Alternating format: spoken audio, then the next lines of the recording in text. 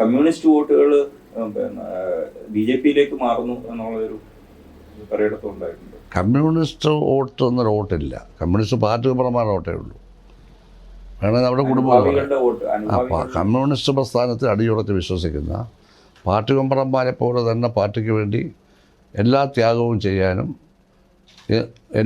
അങ്ങനെയുള്ളൊരു വിഭാഗമുണ്ട് ഇവിടെ. അതുകൊണ്ടാണ് നമ്മുടെ CPM അവിഭക്ത പാർട്ടി CPM ഉയർന്ന് നിൽക്കുന്നത്. അവരിൽ കുറച്ച് വ്യത്യാസം വന്നു, കുറച്ച് പേര് സംശയം, കുറച്ച് പേര് വന്നാൽ മതിയല്ലോ. അങ്ങനെ എല്ലായിടത്തും ഒന്നും കുറേശ്ശെ വരും പോയില്ലേ, പല തുള്ളി വരുള്ളൂ അല്ലേ. ഒരിടവും കാട്ടണമെന്നങ്ങ് പോയതെന്നല്ല, ഓരോ ബൂത്തിലും 10-9 വോട്ട് മാറിയാൽ തന്നെ ഒരു മണ്ഡലത്തിൽ 200 ബൂത്തുണ്ടാവും. എത്രയായി? 10,000 വോട്ടായില്ലേ, മാറിയല്ലേ. പാർലമെൻറ്റ് മൊത്തം വരുമ്പോൾ 1,40,000 ഇതൊക്കെയാണ് സംഭവിക്കുന്നത്. അപ്പോൾ ഇതൊക്കെ മൈന്യൂട്ടായിട്ട് നോക്കണം. പാർട്ടിയുടെ ബേസിക് സ്ട്രക്ചറൊക്കെ ഇവിടെ നിൽപ്പുണ്ട്, അതിന് തകർച്ച ഉണ്ടായതായിട്ട് ഞാൻ കരുതുന്നില്ല. എന്നാൽ ബേസിക് സ്ട്രക്ചറിനെ തൊടാൻ വർഗീയ ശക്തി ശ്രമിക്കുന്നു, അവരാഹ്ലാദിക്കുന്നു. അവർക്കാണെങ്കിൽ ലക്കിലെക്കാനൊന്നുമില്ല, BJPക്ക് ഒന്നുമില്ല. അവരന്ധമായിട്ടെന്തോ കാര്യം സാധിച്ചെന്ന മട്ടിലങ്ങ് ബഹളം ഉണ്ടാക്കുക.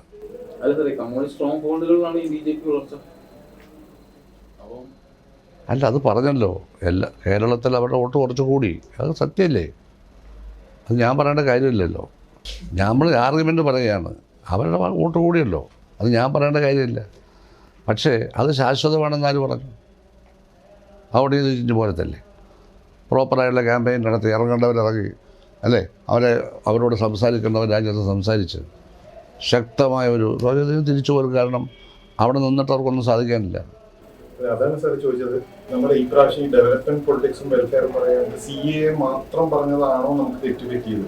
ഒരു മൈനോറിറ്റി അപ്പീസ്മെന്റിന് പോയപ്പോൾ അതല്ല, CAA അല്ലേ, CAAയും വലിയൊരു കാര്യങ്ങളുണ്ടായിരുന്നല്ലോ, പലസ്തീൻ. ഇത് പറയാതിരിക്കാൻ പറ്റുമോ? പണ്ടും പറഞ്ഞിട്ടില്ലേ, ഇതെന്താ പറയാത്തത്? നമ്മൾ ഇൻ്റർനാഷണൽ കാര്യങ്ങൾ ദേശീയ ഇലക്ഷന് ചർച്ച ചെയ്യാറുണ്ട്, ചിലപ്പോൾ സ്റ്റേറ്റിൽ പോലും ചർച്ച ചെയ്യും. മറ്റേ അമേരിക്കയുടെ ആക്രമണത്തിന് ഇറാഖിലെ ഇഷ്യൂ വന്നപ്പോൾ EMS ഇലക്ഷൻ കാലത്ത് സംസാരിച്ചല്ലേ, അത് നമ്മൾ ജയിച്ചല്ലോ, വലിയ ഭൂരിപക്ഷമല്ലേ കിട്ടി. അപ്പോൾ എല്ലാവരും കൂടി പറഞ്ഞു അത് മുസ്ലിങ്ങളെല്ലാം കൂടെ മാറി വോട്ട് ചെയ്തതാണ്, സദ്ദാം ഹുസൈനെ പിന്തുണയ്ക്കുക. അത് അന്നത്തെ ഇൻ്റർനാഷണൽ സിറ്റുവേഷനിൽ നമ്മുടെ നിലപാടത്. അമേരിക്കയാണ് എതിർക്കുന്നത്. സദ്ദാം ഹുസൈൻ അത് ഒരുപാട് കമ്മ്യൂണിസ്റ്റുകാരെ അവിടെ കൊന്നിരുന്നു, അതിന് മുമ്പ് ആ പാർട്ടിയെ നിരോധിച്ചിരുന്നു. പക്ഷേ സദ്ദാം ഹുസൈൻ അന്ന് അമേരിക്കയുടെ കൂടെ ആയിരുന്നു.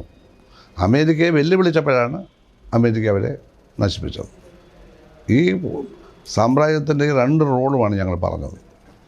അന്നതൊക്കെ പറയാൻ ആളുണ്ട്, അതിൻ്റെ കാര്യകാരണ സഹിതം അടക്കം പറയും. ഇത് മുകളിൽ 2-3 നേതാക്കന്മാർ ഇത് പറഞ്ഞു കഴിഞ്ഞാൽ അത് താഴോട്ട് ഫലപ്രദമായി പറഞ്ഞ് ബോധ്യപ്പെടുത്താൻ എല്ലാവർക്കും കഴിയുന്നു എന്നൊക്കെ അവിടെ സംശയമുണ്ട്. എങ്ങനെയാണ് പറയുന്നത്, എങ്ങനെ അറിയാം? പറയുന്നതൊക്കെ വളരെ പ്രധാനമല്ലേ. പൗരത്വ ബില്ല് പാർട്ടിയുടെ നയമാണ്, അത് പറയണ്ടേ. ദേശീയ ഇലക്ഷനല്ലേ. പിന്നെ അത് പിന്നെ ഉള്ളത് ഈ പറയുന്ന ഈ രണ്ടാമത് നമ്മൾ പറഞ്ഞല്ലോ, മറ്റേ എന്താ പറഞ്ഞത്, പലസ്തീൻ പറയണ്ടേ. പലസ്തീൻ പറയണമല്ലോ, എന്നും പറഞ്ഞിട്ടുണ്ട് ഞങ്ങൾ. പലസ്തീനെ എന്നും സപ്പോർട്ട് ചെയ്യുന്നതാണ് കമ്മ്യൂണിസ്റ്റ് പാർട്ടി. ഒന്നായിരുന്നപ്പോഴും ഇപ്പോൾ 2 കമ്മ്യൂണിസ്റ്റ്. അതൊക്കെ നമ്മൾ അത് പറഞ്ഞില്ലെങ്കിൽ നമ്മുടെ ഇൻ്റർനാഷണാലിസം എവിടെ? നമ്മുടെ പാർട്ടിയുടെ ഭരണഘടനയിലും പരിപാടിയിലും പറയുന്ന ഇൻ്റർനാഷണൽ ഔട്ട്ലുക്ക് എവിടെ?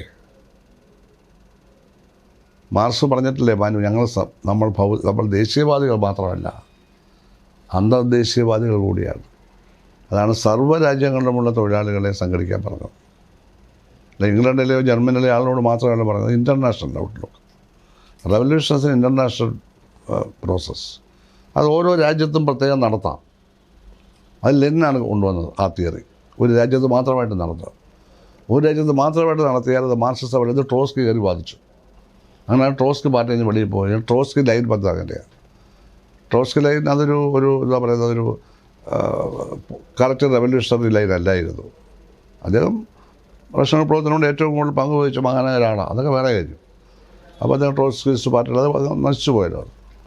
അപ്പോൾ ഇത്തരത്തിലുള്ള സെക്ടറിയൽ ലൈനായിരുന്നു. അപ്പോൾ ഇതിലെല്ലാം ആശയ സമരം നടന്നു. അതിൽ കൂടി സ്ഫുടം ചെയ്തെടുത്ത നിലപാടുകൾ മാറ്റമില്ല. ആ നിലപാടാണ് ഇൻ്റർനാഷണലിസം. അത് പറഞ്ഞേ പറ്റൂ. അതുകൊണ്ട് ഇത് മുസ്ലിങ്ങൾക്ക് വേണ്ടിയാണെന്ന് പറയുന്നത് ഹിന്ദു വർഗീയതയാണ്.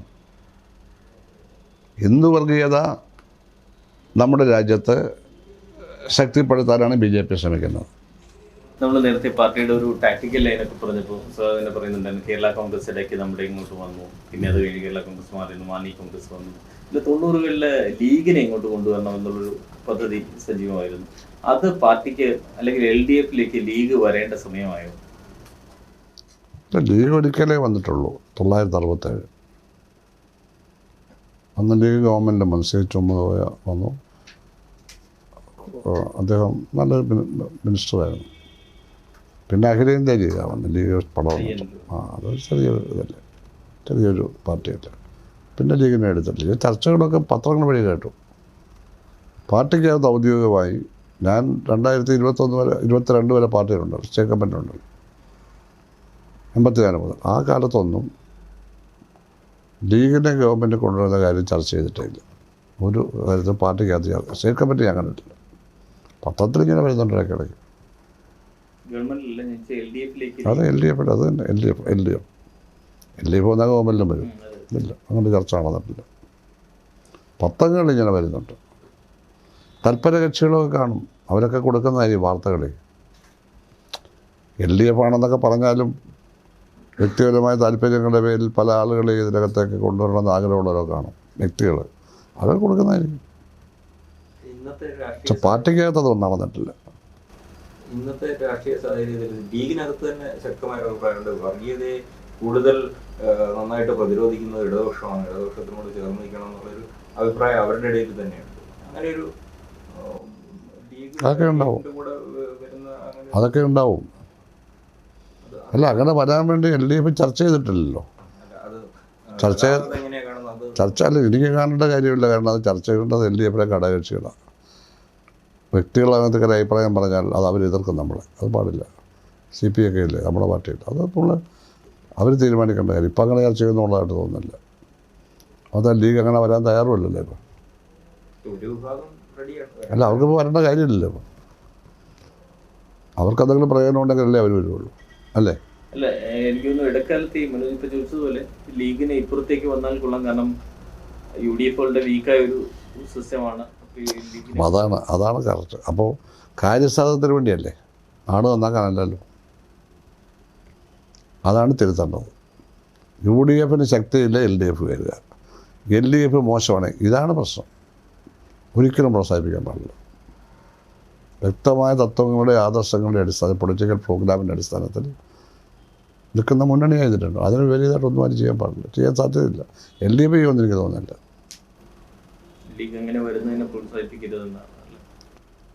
അതല്ല, അവിടെ മോശമായതുകൊണ്ട് ഇവിടെ വരുന്നത്, ഞാൻ അങ്ങനെ പറഞ്ഞത്. UDF വീക്കായതുകൊണ്ട് LDF പൊയ്ക്കളയാം, അതിനെപ്പറ്റി ഞാൻ പറഞ്ഞു. അല്ല, അവർ വരുമോ വരാതിരിക്കുക എന്നുള്ളത് രാഷ്ട്രീയമായി തീരുമാനിക്കേണ്ട കാര്യം. അതൊന്നും എനിക്ക് തടയാനൊന്നും കഴിയും, എൻ്റെ അതല്ല. അങ്ങനെയുള്ളൊരു കാഴ്ചപ്പാട് തന്നെ തെറ്റാണ്. അതാരും പ്രോത്സാഹിപ്പിക്കുന്നത് എൻ്റെ അഭിപ്രായം. കൺവിക്ഷനായിട്ട് ഒരാദർശത്തിൻ്റെ പേരിൽ ഇടതുപക്ഷത്തിൽ ആര് വന്നാലും നല്ലതല്ലേ. ഇടതുപക്ഷം അധികാരത്തിൽ വരികയോ പ്രതിപക്ഷം എന്തുമായാലും അത് മൂല്യങ്ങൾക്ക് വേണ്ടിയാണെന്നും എന്നുള്ളൊരു ചിന്താഗതി ഇല്ലല്ലോ. അധികാരം കിട്ടുമോ ഇല്ല എന്നുള്ളതല്ലേ നോട്ടം. മാധ്യമങ്ങൾ അതിനെയല്ലേ പ്രോത്സാഹിപ്പിക്കുന്നത്. ഇവർ വന്നാൽ അവർക്ക് ആ ഗുണം കിട്ടും, ഇവർ പോയാൽ, ഇതൊക്കെ എഴുതി വെക്കുകയല്ലേ. ഇതിനപ്പുറത്തേക്ക് ഇത് വരുത്തില്ല. കാരണം പ്രായോഗിക രാഷ്ട്രീയമല്ലേ. പൊളിറ്റിക്കലി കേരള കോൺഗ്രസ് ഇങ്ങോട്ട് വന്നത് നമുക്ക് ഗുണം ചെയ്തിട്ടുണ്ട് എന്ന് കരുതുന്നു. ഗുണം ചെയ്തിട്ടുണ്ടെന്നാണ് കാണുന്നത്, അവർ പറയുന്നത്. അതിന് ഗുണം ചെയ്തിട്ടുണ്ടെന്നാണ്. ഇവിടെയൊക്കെ അസംബ്ലിയൊക്കെ പല സീറ്റും ജയിച്ച് അങ്ങനെയാണെന്നാണ് അവർ പറയുന്നത്. കേരള കോൺഗ്രസിന് അവകാശവാദം അതായിരുന്നല്ലോ, ആരും അതിനെ കണ്ടിച്ചില്ലല്ലോ. CPI മാത്രം LDF-ആയിട്ട് കൂടി പറഞ്ഞില്ല. CPI എതിർത്തു. അതവരെതിർത്തു. കാരണം ചങ്ങനാശ്ശേരിയിൽ അവരുടെ സ്ഥാനാർത്ഥിക്ക് പാർലമെൻറ്റിൽ ഭൂരിപക്ഷം കിട്ടിയില്ല, വോട്ട് കുറഞ്ഞു. അവിടെ കേരള കോൺഗ്രസ് MLA ആണ്, ഇപ്പോൾ മാണിയുടെ MLA ആണ്. അത് വെച്ച് അവർ പറഞ്ഞതാണ്, അവരുടെ അഭിപ്രായമാണ്, നമ്മുടെ അഭിപ്രായമല്ല. അവർ പറഞ്ഞ ശരി, വോട്ട് അവിടെ കുറഞ്ഞെന്നുള്ള ശരിയല്ലേ, വല്ലാതെ കുറഞ്ഞു. ഇതങ്ങനെ ഒരു പാർട്ടി വന്നതുകൊണ്ട് അവരുടെ വോട്ടർമാരെല്ലാം വോട്ട് ചെയ്യത്തില്ല. ഇത് പണ്ട് നമ്മൾ കണ്ടിട്ടുള്ളതാണ്. ഒരു പാർട്ടി വന്നതുകൊണ്ട് ആ പാർട്ടിയിലെ വോട്ടർമാർ മുഴുവൻ വോട്ട് ചെയ്യത്തില്ല. ഉദാഹരണം, ബംഗാളിൽ കഴിഞ്ഞ നമ്മുടെ CPM-ഉം കോൺഗ്രസും വെവ്വേറെ മത്സരിച്ചു, ഒരു പെർസെൻറ്റേജ് വോട്ടും കിട്ടി. നമുക്ക് സീറ്റ് കിട്ടിയില്ല, അവർക്ക് 1-2 സീറ്റും കിട്ടി. അവരുടെ പ്രതിപക്ഷ നേതാവ് അവിടെ നിന്നായിരുന്നല്ലോ ബംഗാളിൽ. അത് തോറ്റു, തോറ്റു. ഇത്തവണ ഒരുമിച്ച് മത്സരിച്ചു കോൺഗ്രസ് CPM. CPM-നൊന്നും കിട്ടിയില്ല, അവർക്കൊരു സീറ്റ് കിട്ടി. രണ്ട് കൂട്ടരുടെ വോട്ടിംഗ് പെർസെൻറ്റേജ് കുറഞ്ഞു. കണ്ടോ? അപ്പോൾ രണ്ടുപേരുടെയും വോട്ട് വീണില്ലല്ലോ. ഉദാഹരണം കണ്ടില്ലേ? അപ്പോൾ മുഴുവൻ ഇടതുപക്ഷ വോട്ടും മുഴുവൻ കോൺഗ്രസ് വോട്ടും ഒരുമിച്ച് വീണില്ല. കാരണം ദീർഘകാലമായിട്ടുള്ള ഒരു പോരാട്ടത്തിൻ്റെ ഭാഗമായി നിൽക്കുന്ന ജനങ്ങളല്ലേ. അത് ചിലപ്പോൾ കുറേ കഴിയും, അതൊക്കെ മാറി വരാൻ ടൈം എടുക്കും. അവിടെയൊക്കെ ഒരുപാട് പേര് മരിച്ചതാണ്. കോൺഗ്രസ് ഭരണകാലത്ത് ഒരുപാട് സഖാക്കളെയൊക്കെ കൊന്നിരുന്നു അവിടെ. ഇത് സിദ്ധാർത്ഥ ശങ്കറയുടെ മറ്റേ semi fast terror ഭരണകാലമില്ലേ, 10 years, 70 to 80 ആ കാലത്ത്. അപ്പം അതിൻ്റെയൊക്കെ ഇത് ഇന്നിപ്പോൾ ഉണ്ടാവും, ടൈം എടുക്കും അതിന്. ഇവിടെയാണ് നമുക്ക് രണ്ടും പേര് ഇവിടെ ചേരുന്നുമില്ല കേരളത്തിൽ. കേരളത്തിലെ CPM വെസ്റ്റ് ബംഗാളിലെയും ത്രിപുരയിലേക്ക് പരാജയത്തിൽ നിന്ന് എന്തെങ്കിലും പഠിച്ചിട്ടുണ്ടോ? അതായത് ഞാൻ ചോദിക്കുന്നത് വളരെ സ്പെസിഫിക്കലി ചോദിക്കുന്നത് എന്താ വെച്ചാൽ CPM ഇങ്ങനെ ഷ്രിങ്ക് ചെയ്ത് വരുന്നു, കിട്ടുന്ന ഓപ്പർച്യൂണിറ്റീസ് പഠിച്ചത് കൊണ്ടല്ലേ പിണറായി ഗവൺമെൻറ് അധികാരത്തിരിക്കുന്നത്. പാർലമെൻറ്റ് അങ്ങ് വിട്ടേര്.